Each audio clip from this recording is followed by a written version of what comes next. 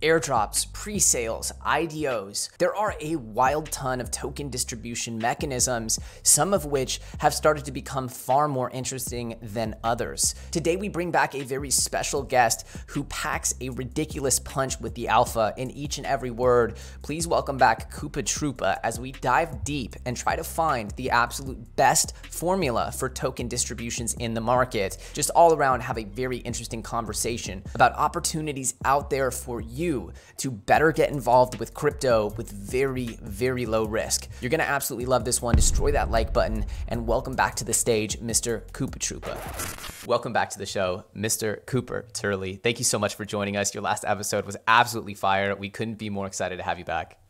Thank you, man. I'm excited to be here. So we have a very special topic today. We talk a lot, obviously, off screen, but I'm really excited to bring this specific topic. We're going to do a series of these with more focused topics instead of being all over the place. And today's is actually really, really cool. We're talking about tokens and token distribution, which is a really, really hot button issue right now in the community. How could we explain at least the problem right now to people? There's a lot of tokens in the world. Every token has a unique supply and every token has unique distribution. So if you're someone who's creating a token today, there's a big conversation around who do I give these to and how do I set up programs to make sure that they go into the hands of the right people. You know, I'm fortunate enough to have worked with a lot of crypto teams and protocols as they launch their token. And through that insight, I want to make it easier for community members to understand why tokens are designed in the way that they are, and for founders to have better educated conversations about the way that they distribute theirs. Yeah, first of all, you had an amazing tweet thread. Was it today or yesterday? Everyone who's watching this, if you're not already following Coopah Troopa, his link to his Twitter is in the description of this video. Check it out. He has an amazing tweet thread. But let's talk about some of those ideas that you bring up now. Sure. So I'll start out by saying that today token distributions are largely going to the community, but what that looks like is very different per project. You know, as everyone here knows, airdrops are kind of the new hot thing in crypto. They're the thing that's really made tokens so extremely exciting over the past year, and it's something that I've had the pleasure of working a lot on. You have something like a community treasury where everyone who holds tokens is able to participate in governance and distribute those tokens. And so one thing I wanted to get on this episode is, how do you think about being a value-added member of a community? You know, outside of going and picking up some tokens on Uniswap or outside of going and buying an NFT off the floor on OpenSea, once you have that asset in your wallet, how do you become a value-added member of that group? Or if it's a project that's looking to launch a token in the future, how can you set yourself up well to make sure that you're allocated when that token actually does come about? And what are some answers to that? Because obviously, I think that the gut reaction for a lot of projects, me as a project founder, the gut reaction is to reward people on chain, right? Who show their actions on chain. Is there a deeper layer that we're missing? I think it's twofold. I think on-chain actions are the most measurable output. So things like purchasing items through a product or service, you know, generating marketplace value, generating protocol fees. These are the things that are going to be the most easy to track. So if you're using a product and you see that there's a place where they're capturing value, let's say they're taking 1% marketplace fee, it's safe to assume that the more volume you put through that platform, the higher allocation you're going to have of an airdrop. The flip side of that is on a qualitative side as a social community member. You know, outside of earning tokens for being an on-chain user of a product or service, there are a lot of programs now where you can earn tokens for being an active member of that community. Whether it's a moderator, whether it's someone that's helping to put up governance proposals, if you're leading out a team around you, you'll notice that outside of on-chain allocations, the best way to earn yourself a really nice sizable position is to actually work directly for that community. And what founders are looking for a lot of the time is to allocate these early tokens to those who are creating value. And so if you can find yourself in a position to help with the rollout process, help set up Twitter spaces, help set up Discord chats, more times than not, you actually be able to earn a token allocation for yourself. And if you're earning that early on prior to the launch, chances are the value of that work's going to 10x when that token actually does go live. So you touched on something really interesting, which is there's sort of like the initialization of the token. There's moment one, moment zero, if you will, the genesis of the token. And it seems like there's, you know, increasingly a demand for tokens that are sort of fairly distributed. We can talk about that in a second. But then there's also the life cycle of the token, right? We also know that there's the jury's out on whether just completely rewarding early adopters with this mega reward that sets them immeasurably and sort of in a way that sets them apart with a distance that no one could ever close. Is that really a sustainable model? Is that what we are striving towards? Or is it more sensible to think like Satoshi did, right? With a 100-year sort of distribution plan, which by the way, still is up for discussion as to whether Bitcoin's distribution model was really the best way to start a global reserve asset. Yeah, there's a couple of things here. I think you're seeing now that airdrop allocations are getting a little bit smaller. So typically, if there's 100% of a token distribution, you'll see anywhere from 5 to 15% going to the community in an airdrop. I think that number is now trending more towards 5% because it's important to reward your past users, but make sure they don't get the bulk majority of that token airdrop out of the gate. You're seeing ecosystem incentives play a really valuable role. So things like liquidity farming, yield farming, liquidity mining, growth programs, all of these things are examples where once that token is live, there's a pre-allocated set of token, earmarked for people who are contributing and adding value. I think the interesting piece here is that community treasuries have now taken up generally about 50% of a distribution for that exact reason. A lot of these teams don't know what this is going to look like in 10 years. Rather than trying to set up a distribution model where someone has everything earmarked out of the gate, they're actually allocating a large percentage to that treasury and saying, hey guys, as we come together and we build a product or service, let's think about the way in which we're distributing these tokens. And if you're in a position of having a lot of those tokens and being a member of influence, you can choose where those tokens are being allocated. I think that opportunity for you to not only earn tokens through an airdrop prior to launch, but also to step into a position of power through governance. I think that's kind of the new dynamic where a lot of people don't think about because they only start to think about speculation and they don't think a lot about contribution. Yeah, it's definitely something interesting, right? You have your sort of different categories of actions that you want people to take. I mean, in theory, the initial launch of a token should be a very small part of the token's life cycle, if not a minuscule and almost insignificant part. And then you're looking and you say, what we talked about right before we hopped on this call was, where are the products that are making people's lives better? And in theory, we should all be pursuing those. That should be the sole goal of builders and the sole goal of investors, is to pursue those products and platforms that make people's lives better. So if that's the case, that a product is actually needed by the world and going to impact the lives of the many, then that initial distribution in our world of hundreds of thousands or millions of wallets should be very, very insignificant compared to the distribution based on usage, right? Yep, absolutely. And I think the cool thing about crypto is we're now seeing airdrops resemble IPOs basically. And so it has become the most viral moment for a token distribution. But if you look at a lot of these projects and we zoom out over a 5-year time horizon, to your point, a lot of these distributions are going to have really, really successful growth past that initial airdrop.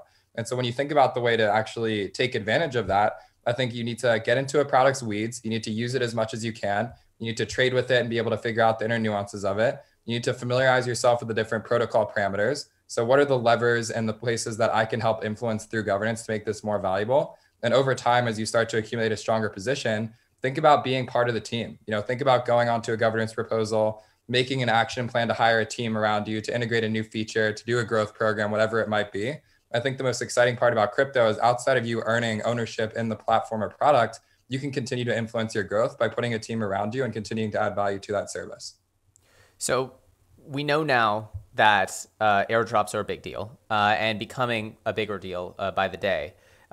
What do you think are some of the best examples of the airdrop that have happened in the past? And for an audience like mine, a lot of people are looking to take higher risk for higher reward and quote make it, which I'll be covering in a future video, as this is really one of the biggest opportunities probably in the history of humanity to invest with your time, right? And to invest with your energy, right? You can turn your life force energy into potentially significant amounts of capital without risking your family's money, without risking your personal income, or potentially putting yourself in jeopardy. Is this the biggest, I guess, sort of evolution of economics that we've seen? And for the person who maybe has a 4-figure portfolio or a 5-figure portfolio or even a 3-figure portfolio, what would you say to these people? I say that's absolutely right. I think it's a new paradigm and it's something that's not going to go away anytime soon. I think it's interesting to think about the past, present, and future of airdrops. So in the past, we had iconic airdrops like Uniswap. Everyone who had made a trade on Uniswap got 400 Uni tokens, which today is worth thousands of dollars. It didn't matter how much volume you put through that platform. It didn't matter the size of your transaction. All you had to do was use the smart contract. We then had more present things like ENS. If you had registered a .eth username, you're able to earn tokens from that airdrop distribution. Moving forward, we have all of these new layer 2s going live. We have things like Arbitrum, Optimism, places that we all know are going to have a token at some point. And so if you're a user that has a little amount of capital, the beauty of layer 2 is that you don't need to have thousands of dollars to make transactions on these platforms. In fact, you can go in and make swaps for a couple dollars and be able to poke around with the smart contracts without having to move significant volume. I would say the biggest change from the past to now with airdrops is if we start to think about these things in terms of GMV or gross marketplace value, the largest airdrops are typically going to go to those who generate the most trading fees and the most volume for a platform. So if you're someone who's new to these products and services, the best thing you can be doing is using them, making a couple contract interactions, buying an NFT on a marketplace, doing a trade on a layer 2. But beyond that, I think you really need to make a decision. Which of these projects do I see will be the most valuable over a 1 to 2 year time horizon? And how do I earmark myself in that community so I'm earning an allocation outside of my on-chain activity?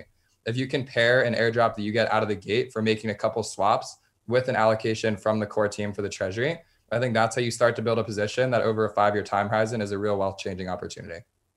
And so for people who might be intimidated by the idea of what you're saying, the second part there, right? The first part makes sense. And by the way, we're going to be doing some content kind of covering ways that you can learn about airdrops, because it's not obvious essentially to sort of casual users, like, how do I go and get these airdrops?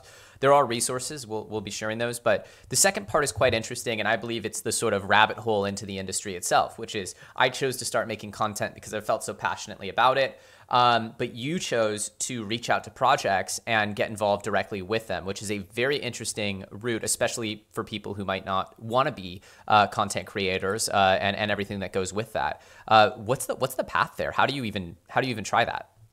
First and foremost, get to know the people of influence in a community. By spending a couple hours in a Discord, you can very easily see who are the community managers, who are the founders, who are the product builders, who are the people that are kind of keeping the lights on. I'd say as that conversation starts to develop, think about your skill set relative to where those people are seeing pain points. So something as simple as taking notes on a town hall, something as simple as asking to host a Twitter space. What you want to do is start building good trust with the project so that when they have a new service that needs to be offered, or when they have a new output that needs to be designed, they'll think of you first. What we're seeing now is that a lot of creators are starting to get into tokenization. And so your favorite musician, your favorite YouTuber, whatever it might be, all of these people are starting to think about Web3. Whether that's launching an NFT or launching a social token, I'm a big believer that social is going to be a huge driver of this next cycle. And so rather than thinking that you need to have a strong background in finance or economics or anything that feels more financial in nature, you can actually start to make a lot of big waves by just knowing what culture is and knowing how to drive conversation. And if you can start to be present in these early Web3 communities for creators, I think there's a very high likelihood that you can step into a position to earn some tokens from your services. Couldn't agree more. And social has definitely been something that almost has gotten memed because it has been something that people have tried and failed at. But I think that you're absolutely right. At some point, it's going to click. My biggest question to you is back to the original topic, which is what is a good token distribution? Like, what is a good formula for this, airdrop or not? There are a lot of projects out there that started, I know that for a lot of founders, speaking as a founder, the initial fundraise for, the duration of sort of 2019, 2020, 2021 from legal counsel was to not distribute those to public because that's riskier, right? The more money, the more tokens go to the public, which was kind of like the ICO model of 2017, was considered more risky. And so founders tended to swerve away from that, even though it's actually much easier and much nicer to do it that way, to let everyone just sort of jump in all at once. That's kind of coming back. You're seeing people kind of do kind of open-ended token fundraises. We saw some games do that where they just kind of let as much money come into a pile as they wanted, and then that would sort of dictate the initial token sort of price that it went to market at. What do you see as sort of like the good and the bad of all these models? I think that finding a healthy blend between balance between community and core team is exactly what we're looking for. And so typically with the token distribution today, we'll see 17.5% to team, 17.5% to investors. We'll see roughly 50% going to a treasury and the rest being earmarked to either an airdrop or ecosystem incentives. And so what you have is a float that's allocated off the bat to past users in the form of an airdrop ecosystem incentives. And that'll be sort of the circulating supply for the first couple of months of launch. And so typically what you'll see is that a market cap of a project is about, let's call it a tenth of the fully diluted valuation. And so you kind of have this game to be played on what is the circulating market cap versus the fully diluted valuation.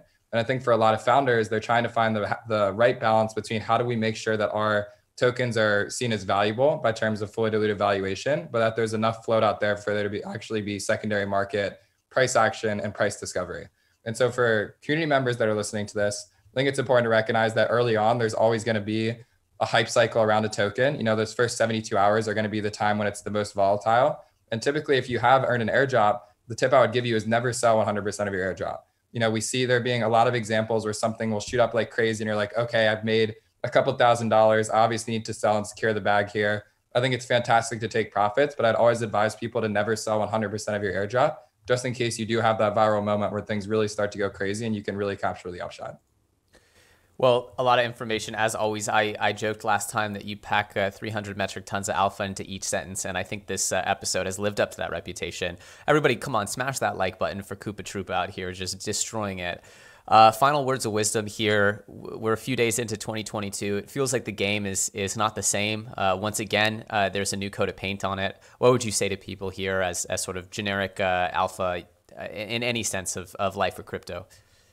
I would say listen to what your friends are buying around you. I think we're seeing a new wave of people get into crypto. And if you start to pay attention to where the new people are allocating their time and energy, you can start to make very serious waves around you. The NFT marketplace right now is going absolutely crazy. Being on the floor of some of these new projects is going to be extremely valuable once we see new marketplaces like Coinbase open up and some other ones that people very close to me are working on. So I would say if you do have time and energy to allocate around you, listen to what your friends are talking about and try and become a person of influence that you can help steer those conversations in the future.